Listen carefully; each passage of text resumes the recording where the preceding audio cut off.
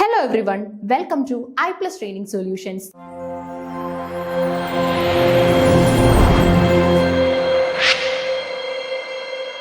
ഇന്നത്തെ ക്ലാസ്സിൽ നമ്മൾ ഡിസ്കസ് ചെയ്യുന്നത് HSA ഇംഗ്ലീഷുമായിട്ട് ബന്ധപ്പെട്ട കുറച്ച് പ്രീവിയസ് ഇയർ ക്വസ്റ്റ്യൻസ് ആണ്. ഓക്കെ, അപ്പൊ ശ്രദ്ധിച്ചേ, the revolt of the Islam by PB Shelley was published in the year. ഏറ്റവും ഐക്കോണിക് ആയിട്ടുള്ള ഒരു റൈറ്ററാണ് ബേഴ്സി ഷെല്ലി. നല്ല നല്ല കവിതകളുടെ പേരിലാണ് ഷെല്ലി എപ്പോഴും നമ്മുടെ ഇടയിൽ പ്രിയപ്പെട്ട ഒരു എഴുത്തുകാരനായിട്ട് നിലനിൽക്കുന്നത്. Okay, PB Shelley male writer ആണ്.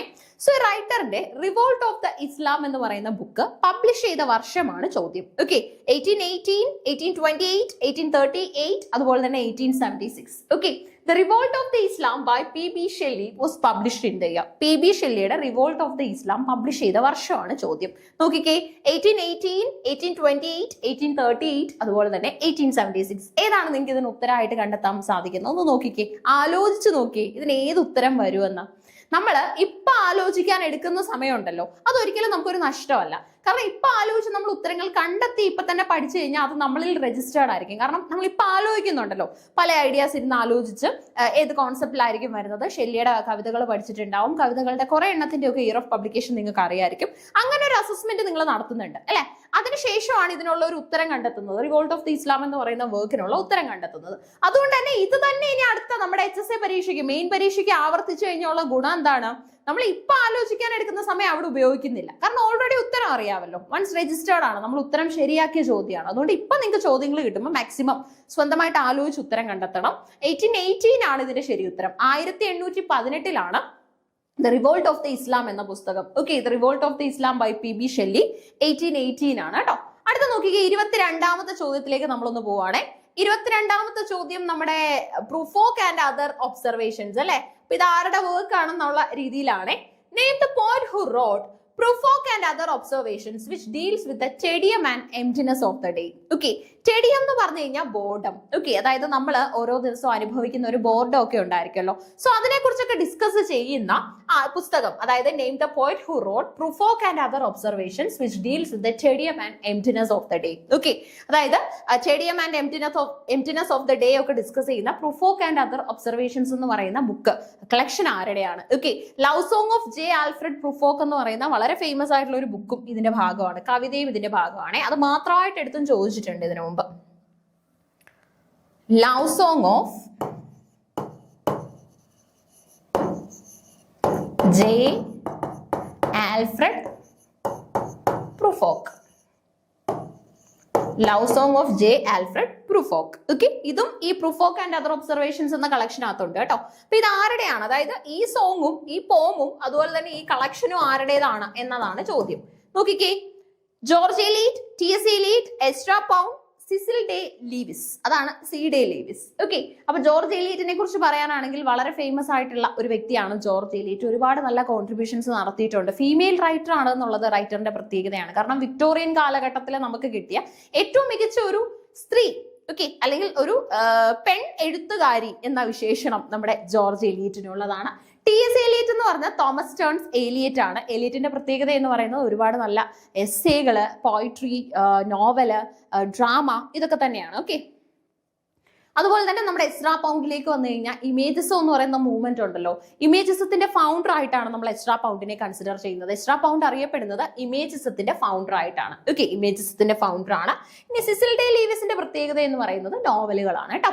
ഓക്കെ, അപ്പൊ ഇതിന്റെ ശരി ഉത്തരം വരുന്നത് TS എലിയറ്റ് ആണ്. TS എലിയറ്റിന്റെ വളരെ ഫേമസ് ആയിട്ടുള്ള ഒരു കളക്ഷൻ ആണ് പ്രൂഫോക്ക് ആൻഡ് അതർ ഒബ്സർവേഷൻസ് എന്ന് പറയുന്നത്. പ്രൂഫോക്ക് ആൻഡ് അതർ ഒബ്സർവേഷൻസ് ആരുടെ കളക്ഷൻ ആണെന്ന് ചോദിച്ചു കഴിഞ്ഞാൽ നമ്മുടെ TS എലിയറ്റ്. ഓക്കെ, TS എലിയറ്റിന്റെ ഏറ്റവും ഫേമസ് ആയിട്ടുള്ള കളക്ഷൻ ആണ്. ഓക്കെ, ഇനിയും ജോർജ് എലിയറ്റ് എന്താണ് ഒരുപാട് നല്ല മിഡിൽ മാർച്ച് അടക്കം ഏറ്റവും മികച്ച നോവലുകൾ ചെയ്തിട്ടുണ്ട്.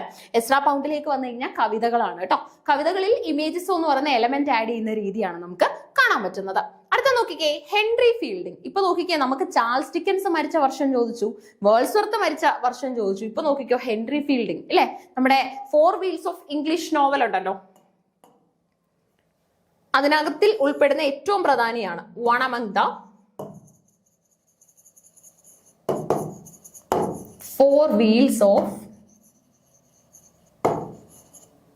English novel. One among the 4 wheels of English novel. English novel one among the wheel ആയിട്ട് നമുക്ക് കൺസിഡർ ചെയ്യാൻ പറ്റും. അപ്പൊ Henry fielding died in the year. Henry fielding മരിക്കുന്നത് 1754 ഓക്കെ, 1754 മരിക്കുന്നത്. അടുത്ത നമുക്ക് നോക്കാനുള്ളത് ഒരു ലിംഗ്വിസ്റ്റിക്സ് ഗ്രാമറിൽ നിന്നുള്ള ചോദ്യമാണ്. ഗ്രാമർ, ഇംഗ്ലീഷ് ഗ്രാമർ ആണ്. The match was dash due to rain. Okay, ഇവിടെ ഈ ഡ്യൂ എന്നുള്ളത് നമുക്ക് ക്യാപ്സിൽ കൊടുക്കണ്ട, അല്ലാതെ തന്നെ കൊടുക്കാവേ. Due. The match was dash due to rain. Options നോക്കി. Called on, called at, called it, called off. Phrases ഒക്കെ നമുക്ക് ഇവിടെ കാണാനായിട്ടൊക്കെ സാധിക്കും അല്ലെ. അപ്പം ഈ മാച്ച് മഴ കാരണം എന്ത് ചെയ്തു എന്നാണ്. മഴ കാരണം മാച്ച് നടത്താനാണോ സാധ്യത, നടത്താതിരിക്കാനാണോ? ആദ്യം ലോജിക്സ് ഉപയോഗിക്കണം അല്ലെ. നടത്താതിരിക്കാനാണ് സാധ്യത. മഴ കാരണം നമുക്ക് പുറത്ത് ഔട്ട്ഡോർ മാച്ചുകളൊന്നും സംഘടിപ്പിക്കാനായിട്ട് സാധിക്കത്തില്ല അല്ലെ. സോ അങ്ങനെയാണെങ്കിൽ the match was dash due to rain. The match was dash due to rain. Called on, called at, called it, called off. ഏതാണ് നമുക്ക് ഉത്തരവായിട്ട് കൊടുക്കാൻ പറ്റുന്നത്? The match was dash due to rain. The match was called off. Okay, match called off ചെയ്തു എന്ന് പറഞ്ഞാൽ അത് മാറ്റി, അല്ലെങ്കിൽ അന്നത്തെ ദിവസം അത് ഇല്ല എന്ന് ക്യാൻസൽ ചെയ്തു എന്ന് അറിയിച്ചു അല്ലെ. The match was called off due to rain. മഴ കാരണം എന്താണ്, ആ ഒരു പെർട്ടിക്കുലർ മാച്ച് വേണ്ട എന്ന് വെച്ചു, അല്ലെങ്കിൽ അന്നത്തെ ദിവസം അത് സംഘടിപ്പിക്കാനായിട്ട് അസാധ്യമുണ്ട് എന്ന് അറിയിച്ചു. ഓക്കെ, കോൾഡ് ഓൺ ഉണ്ട്, കോൾഡ് ഇറ്റ് ഉണ്ട്, കോൾഡ് അറ്റ് ഉണ്ട്, കോൾഡ് ഓഫ് ഉണ്ട്. ഇങ്ങനെയൊക്കെയുള്ള വാക്കുകൾ കാണുമ്പോഴാണ് നമുക്ക് കൺഫ്യൂഷൻ വരുന്നത്. അതാണോ ഇതാണോ എന്നുള്ള ഒരു കൺഫ്യൂഷൻ നമ്മൾ എക്സിസ്റ്റ് ചെയ്യും. ഓക്കെ, അപ്പൊ അതിന്റെ ഒന്നും ആവശ്യമില്ല. കൃത്യമായിട്ടൊന്ന് ആലോചിച്ച് കഴിഞ്ഞാൽ നമുക്ക് ഉത്തരം കിട്ടും. വലിയ ബുദ്ധിമുട്ടൊന്നും ഇല്ലാതെ തന്നെ നമുക്ക് ഉത്തരത്തിലേക്ക് പോകാനായിട്ട് സാധിക്കും. ഓക്കെ, അപ്പൊ ഇതിന്റെ ഉത്തരം വരുന്നത് കോൾഡ് ഓഫ് ആണ് കേട്ടോ. അടുത്ത നോക്കിക്കേ, നമ്മുടെ ക്വസ്റ്റ്യൻ ടാഗ് ആണ് ഇവിടെ ഉള്ളത്. ക്വസ്റ്റ്യൻ ടാഗ്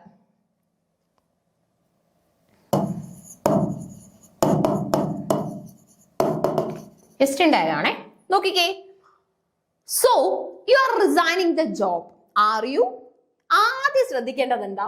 ക്വസ്റ്റ്യൻ ടാഗിന്റെ കേസിൽ ആദ്യം ശ്രദ്ധിക്കേണ്ടത് ക്വസ്റ്റ്യൻ പോസിറ്റീവിലാണെങ്കിൽ ടാഗ് നെഗറ്റീവിലായിരിക്കും. ഇനി ടാഗ് എന്ന് പറയുന്നത് പോസിറ്റീവിലാണെങ്കിൽ ക്വസ്റ്റ്യൻ എങ്ങനെയുള്ളതായിരിക്കും? ക്വസ്റ്റ്യൻ എങ്ങനെയായിരിക്കും? നെഗറ്റീവ് ആയിരിക്കും. അല്ലെങ്കിൽ ഇതിനെ നമുക്ക് മറ്റൊരു രീതിയിൽ എഴുതാനാണെങ്കിൽ നിങ്ങൾക്ക് മനസ്സിലാക്കാം. ഇത് ഓർത്തോണേ, എപ്പോഴും ഇങ്ങനെ ആയിരിക്കും എന്നുള്ള ഒരു കാര്യം നിങ്ങൾ ഓർത്തോണം. ഓക്കെ, ക്വസ്റ്റ്യൻ ടാഗിന്റെ ക്വസ്റ്റ്യൻ ആണ് ഈ വന്നിട്ടുള്ളത്. Question tag. Okay, question tag എന്ന് കേൾക്കുമ്പോൾ തന്നെ ആലോചിക്കണം, ഇത് എല്ലാവർക്കും ആവശ്യമുള്ളതാണ്. നമുക്ക് ജനറൽ ഗ്രാമർ ഇംഗ്ലീഷിലും ചോദിക്കും ഇത് കേട്ടോ. അപ്പൊ നോക്കിക്കേ, നമ്മുടെ ക്വസ്റ്റ്യൻ പോസിറ്റീവിലാണെങ്കിൽ ടാഗ് നെഗറ്റീവ് ആയിരിക്കും. ക്വസ്റ്റ്യൻ നെഗറ്റീവിലാണെങ്കിൽ ടാഗ് എപ്പോഴും പോസിറ്റീവിലായിരിക്കും. ഓക്കെ, ഇതേ കണ്ടീഷൻ ആണ്. ശ്രദ്ധിച്ച്, ക്വസ്റ്റ്യൻ പോസിറ്റീവിലാണെങ്കിൽ ടാഗ് നെഗറ്റീവിലായിരിക്കും, ക്വസ്റ്റ്യൻ നെഗറ്റീവിലാണെങ്കിൽ ടാഗ് പോസിറ്റീവ് ആയിരിക്കും. അങ്ങനെയാണെങ്കിൽ ഈ ക്വസ്റ്റ്യന്റെ കേസ് ഒന്ന് നോക്കിക്കേ. So you are resigning the job, are you? So നിങ്ങൾ ജോബ് റിസൈൻ ചെയ്യാൻ പോകുകയാണ് അല്ലേ, ആർ യു? അപ്പൊ ഒരാൾ ഒരു ജോലി റിസൈൻ ചെയ്യുന്നു എന്ന് പറയുമ്പോൾ എന്തായിരിക്കും? മറ്റൊരു നല്ല ജോലി കിട്ടിയില്ല എങ്കിൽ ഇയാൾ ചെയ്യുന്ന ഒരു അബദ്ധമായിരിക്കും, അല്ലെങ്കിൽ ഇദ്ദേഹത്തിന് ഒരു ഫിനാൻഷ്യൽ ലോസ് ആയിരിക്കും ഇതിലൂടെ ഉണ്ടാവുന്നത് അല്ലെ. So you are resigning the job, are U എന്നുള്ളത് ഒരു നെഗറ്റീവ് ആയിട്ടുള്ള സെന്റൻസ് ആണ്. എങ്ങനെയുള്ള സെന്റൻസ്? നെഗറ്റീവ് ആയിട്ടുള്ള സെന്റൻസ് ആണ്.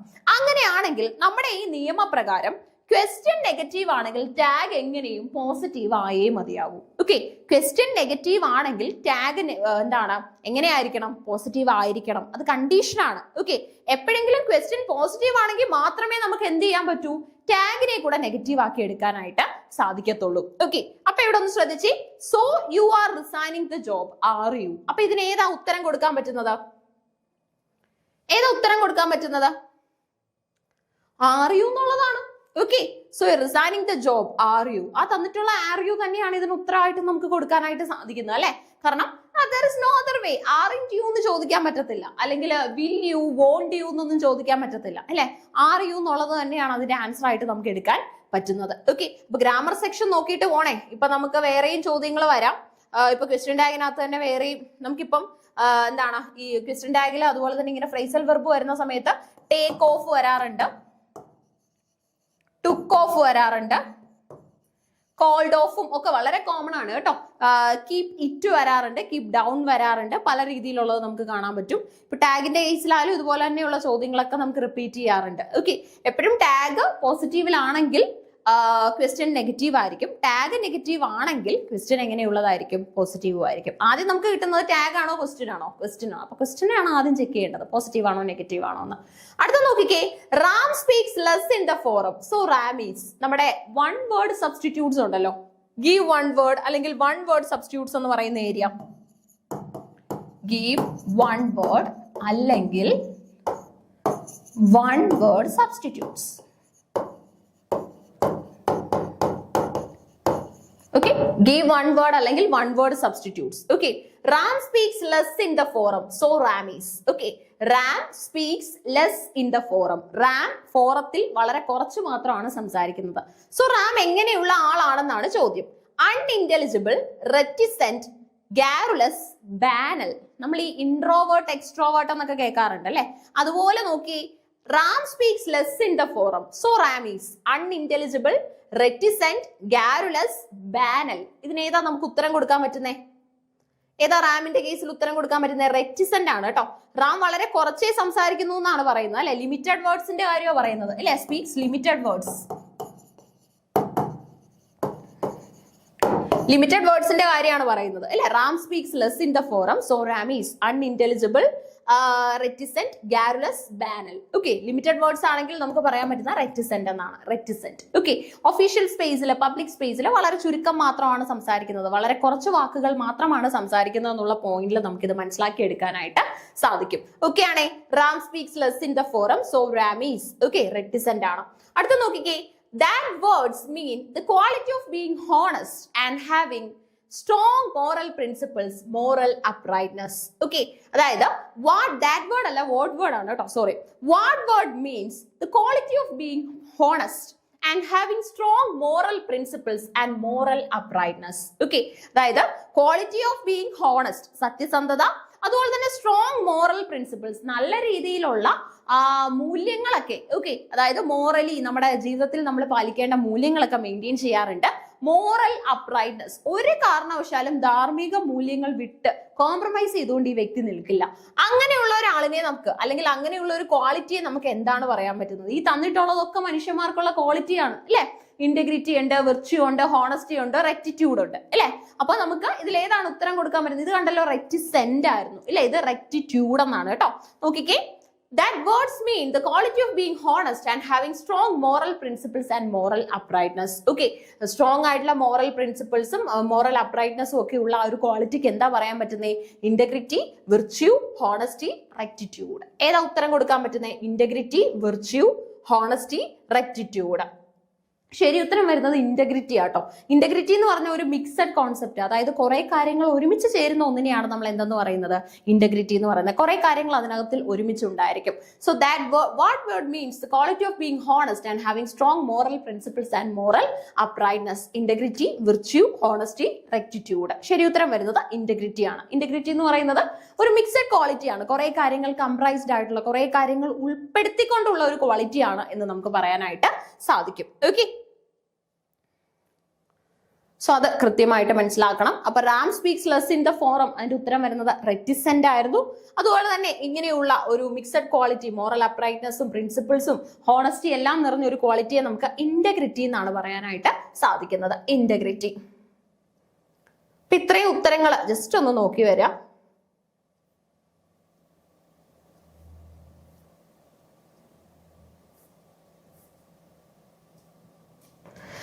നമ്മുടെ റിവോൾട്ട് ഓഫ് ഇസ്ലാം നടന്ന വർഷം ഇല്ല. റിവോൾട്ട് ഓഫ് ഇസ്ലാം എന്ന് പറയുന്ന PB ഷെല്ലിയുടെ ആ ഒരു ബുക്ക് അല്ലെ, ഹിസ്റ്റോറിക് ഐഡിയാസ് ഒക്കെ നല്ല രീതിയിൽ കൺവേ ചെയ്യുന്ന ഒരു വ്യക്തി കൂടെ ആയിരുന്നു PB ഷെല്ലി. അപ്പൊ PB ഷെല്ലിയുടെ ഈ പുസ്തകത്തിന്റെ വർഷം 1880 ആണ്.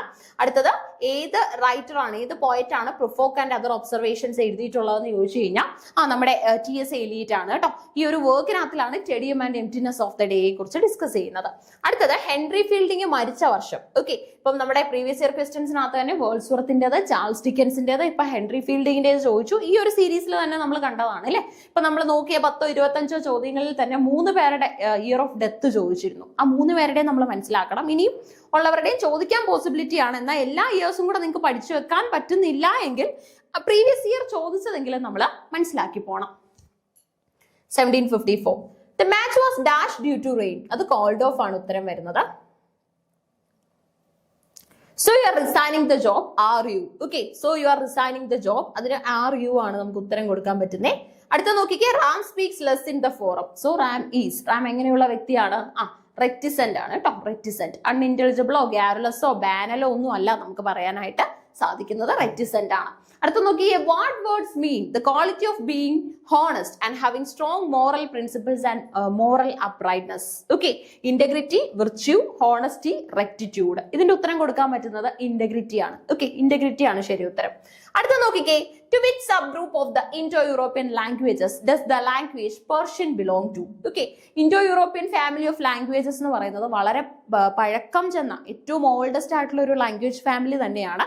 സോ അതിനകത്തിലാണ് ഇംഗ്ലീഷ് പോലെയുള്ള ഇന്നത്തെ സ്റ്റാൻഡേർഡ് ഇംഗ്ലീഷ് അല്ലെങ്കിൽ നമ്മുടെ ലിംഗ്വ ഫ്രാങ്ക ഓഫ് ദ മോഡേൺ ഇറ എന്നുള്ള വിശേഷണം വരെ എത്തിയ നമ്മുടെ ഇംഗ്ലീഷ് പോലെയുള്ള ലാംഗ്വേജസ് ഒക്കെ തന്നെ എക്സിസ്റ്റ് ചെയ്യുന്നത്. ഓക്കെ, അപ്പൊ നമ്മുടെ ചോദ്യം നോക്കിക്കേ, to which subgroup of the Indo-European languages does the language Persian belong to? Language Persian അടക്കം belonged ആയിട്ടുള്ളത് romance, Germanic, Indo Iranian, Hellenic. Okay, ഇത്രയും സബ് ഗ്രൂപ്പുകളുടെ കാര്യമാണ് ചോദിച്ചിട്ടുള്ളത്. ഇതിനകത്തിൽ ഏതിലാണ് നിങ്ങൾക്ക് പേർഷ്യനെ ഇൻക്ലൂഡ് ചെയ്യാനായിട്ട് സാധിക്കുന്നത്, പേർഷ്യൻ ലാംഗ്വേജിനെ ഇൻക്ലൂഡ് ചെയ്യാനായിട്ട് സാധിക്കുന്നത്? ശരി ഉത്തരം വരുന്നത് ഇൻഡോ ഇറാനിയൻ ആണ് കേട്ടോ.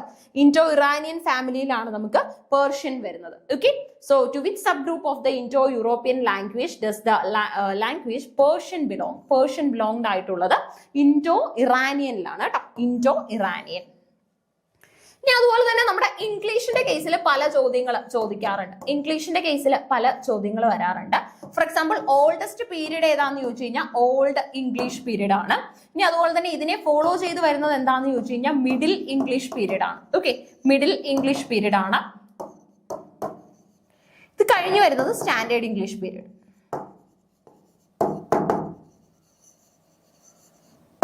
ഓക്കെ, 3 പീരീഡുകൾ കാണാം: old English, middle English, standard English. Okay, so അതാണ് അതിന്റെ പ്രത്യേകത എന്ന് പറയുന്നത്. To which sub group of the Indo European language does the language Persian belong? Persian belonged ആയിട്ടുള്ളത് ഇൻഡോ ഇറാനിയനിലാണ്, Indo Iranian. Okay, Romance, Germanic, Hellenic. Okay, ഇങ്ങനെയുള്ള പല families, അതായത് നിങ്ങൾ ഈ ഇൻഡോ യൂറോപ്യൻ ലാംഗ്വേജ് ഫാമിലി എന്ന് പറഞ്ഞ് എടുക്കുമ്പോൾ തന്നെ ഒരു ചാർട്ട് ആയിരിക്കും കാണുന്നത് അല്ലെ? ഒരു വലിയ ചാർട്ടാണ് നമുക്ക് കിട്ടുന്നത്. ആ ചാർട്ടിനകത്ത് കുറെ സബ് ഡിവിഷൻസ് ഒക്കെ കാണാൻ പറ്റും. അതായത് എക്സ്റ്റെൻഡ് ആയി പോയ ചില ലാംഗ്വേജസ് ഉണ്ടായിരിക്കും, ഇന്നും എന്താണ് ഫോളോ ചെയ്യുന്ന ലാംഗ്വേജസ് ഉണ്ടായിരിക്കും. ഇനി ചില ലാംഗ്വേജ് എന്ന് പറയുമ്പോൾ അതിന് റിട്ടേൺ ഫോം ഒന്നും കാണത്തില്ല. ഓക്കെ, എഴുത്ത് ലിപി ഉണ്ടായിരിക്കത്തില്ല, പക്ഷെ ആൾക്കാർ ആശയവിനിമയത്തിന് വേണ്ടി ചില പ്ലേസുകളിൽ അത് യൂസ് ചെയ്യുന്നുണ്ടാവും. അങ്ങനെയുള്ള ലാംഗ്വേജസ് നമുക്ക് എക്സിസ്റ്റ് ചെയ്യുന്നുണ്ട്. ഓക്കെ, അപ്പോൾ to which sub group of the Indo European languages does the language Persian belong? Persian belonged ആയിട്ടുള്ളത് ഇൻഡോ ഇറാനിയനിലാണ്. How many sections does the novel The Bluest Eye have? ഏറ്റവും പ്രധാനപ്പെട്ട ഒരു നോവൽ കേട്ടോ, ഉറപ്പായിട്ടും പ്രതീക്ഷിക്കാം ഈ ഒരു ചോദ്യം. ഓക്കെ, അപ്പൊ നമ്മുടെ ബ്ലൂവസ്റ്റ് ഐയുടെ റൈറ്റർ ആരാണ്, ഇയർ ഏതാണ്, ക്യാരക്ടറിന്റെ പേരെന്താണ്, ഇതൊക്കെ നമ്മൾ പല ആവർത്തി കണ്ടതാണ് അല്ലെ? പല സ്ഥലങ്ങളിൽ പല ചോദ്യങ്ങളായിട്ട് നമ്മൾ കണ്ടതാണ്. ഇപ്പതേ മറ്റൊരു ചോദ്യം വന്നിരിക്കുകയാണ്. How many sections does the novel The Bluest Eye have? Bluest eye എന്ന് പറയുന്ന നോവലിന് നിങ്ങൾക്ക് എത്ര സെക്ഷനുകളാണ് കാണാനായിട്ട് സാധിക്കുന്നത്? ഇതാണ് നമ്മുടെ ചോദ്യം. ഓക്കെ, അപ്പൊ ഇതിന്റെ ഉത്തരം നമ്മൾ കണ്ടുപിടിക്കണം. ഇതിനു മുമ്പും ധാരാളം വർക്കുകളുടെ ചോദിച്ചിട്ടുണ്ട് ഇതുപോലെ, ഈ അതിന്റെ എന്താണ് ഈ എത്ര സെക്ഷനുകൾ ഉണ്ട് എന്നുള്ള രീതിയിലുള്ള ചോദ്യം. അപ്പൊ ഇതിന്റെ ഉത്തരം കണ്ടെത്തി കഴിഞ്ഞാൽ ആ ചോദിച്ച വർക്കുകളുടെ പേരും കൂടെ നമ്മൾ പറയും. Okay, so how many sections does the novel the bluest eye have? അല്ലെ, ബ്ലൂവസ്റ്റ് ഐക്കകത്ത് നമ്മൾ കാണുന്ന തീം എന്താണ്? എ ഗേൾ വോൺസ് അല്ലെങ്കിൽ a girl wishes to get a pair of blue eyes.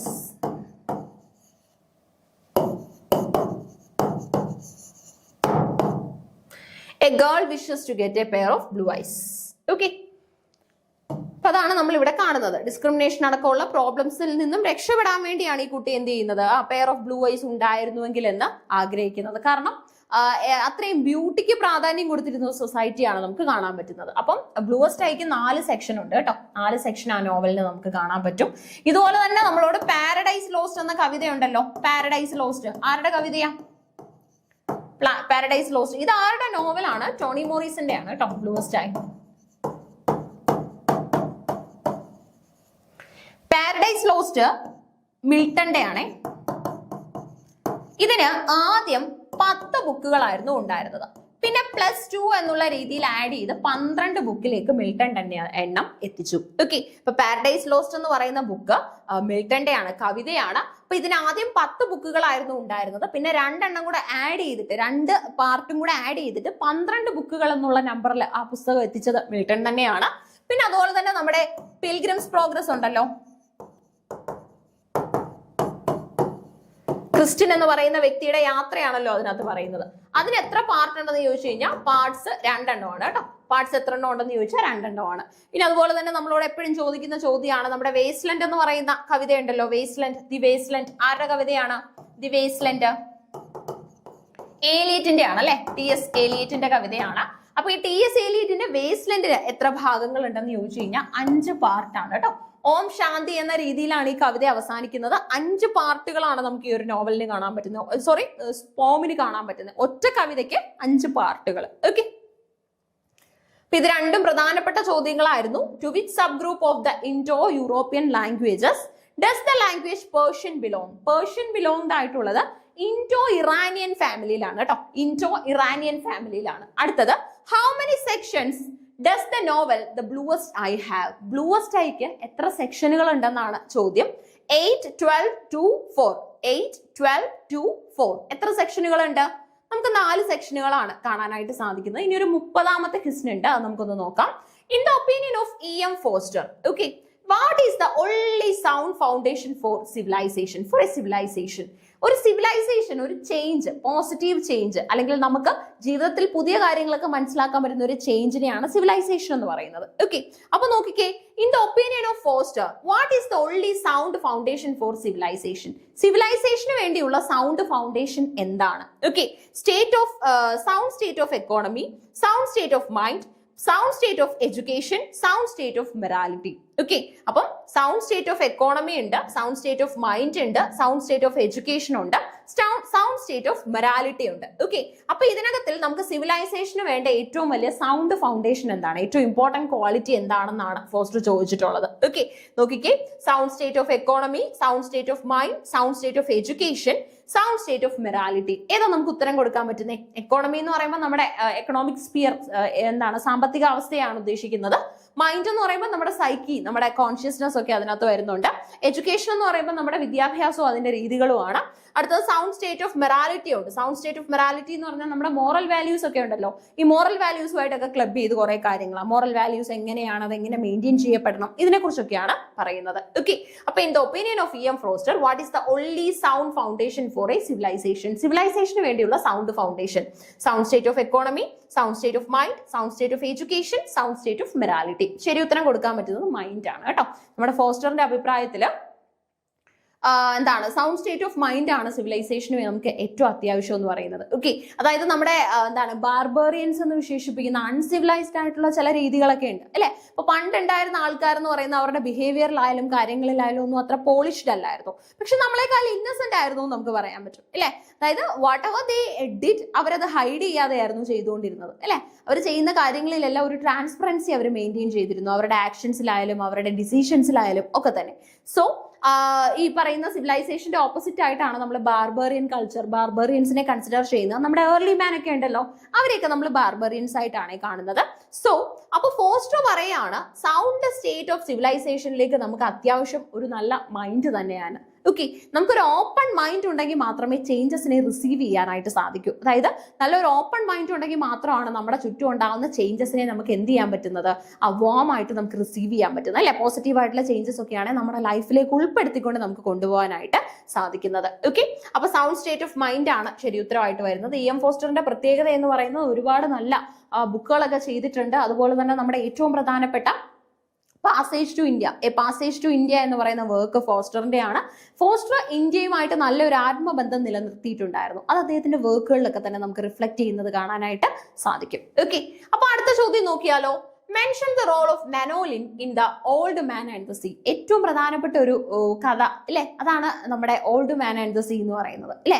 ദിവസങ്ങളായിട്ട് കടലിൽ മല്ലടിച്ചുകൊണ്ടിരിക്കുകയാണ്, അല്ലെങ്കിൽ ഒരു ഷാർക്കുമായിട്ട് അല്ലെ എന്താണ് ദിവസങ്ങളായിട്ട് യുദ്ധം ചെയ്യുന്ന പോലെ മുന്നോട്ട് പോവുകയാണ് ഒരു ഓൾഡ് മാൻ. ഓക്കെ, അപ്പൊ ഈ ഓൾഡ് മാനെ സംബന്ധിച്ചിടത്തോളം ഇദ്ദേഹം എല്ലാ ദിവസവും നിരാശയോടുകൂടിയാണ് മടങ്ങി വരുന്നത്. നിരാശയോടുകൂടി വരുന്ന വ്യക്തിയെ ഒരു കൊച്ചു പയ്യൻ മാത്രമാണ്, ഒരു ബോയ് മാത്രമാണ് പോയിട്ട് ഇടയ്ക്ക് വിസിറ്റ് ചെയ്യുന്നത്, കാണുന്നത് അല്ലെ.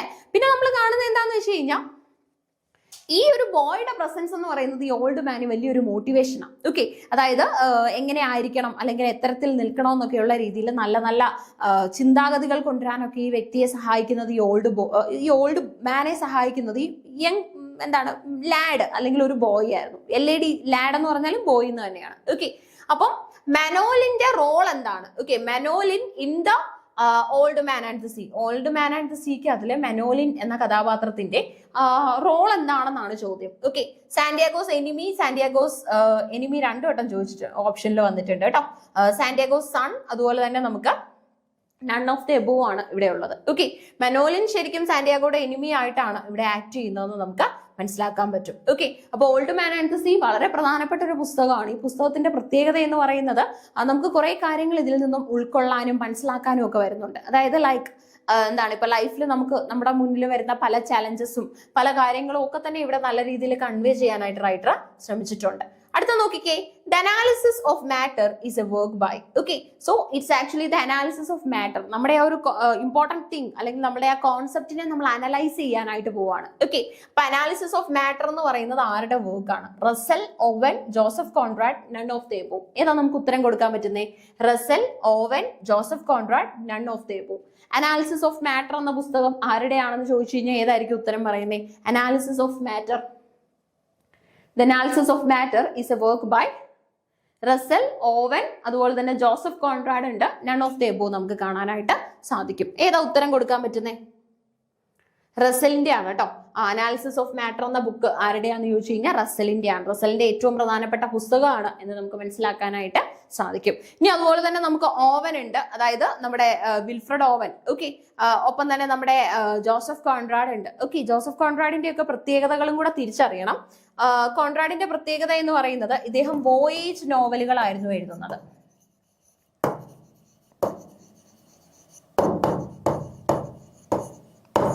വോയേജ് റിലേറ്റഡ് ആയിട്ടുള്ള നോവലുകളാണ് എഴുതുന്നത്. ഓവൻ ഒരു വാർ പോയിറ്റ് ആണ്, വിൽഫ്രഡ് ഓവൻ.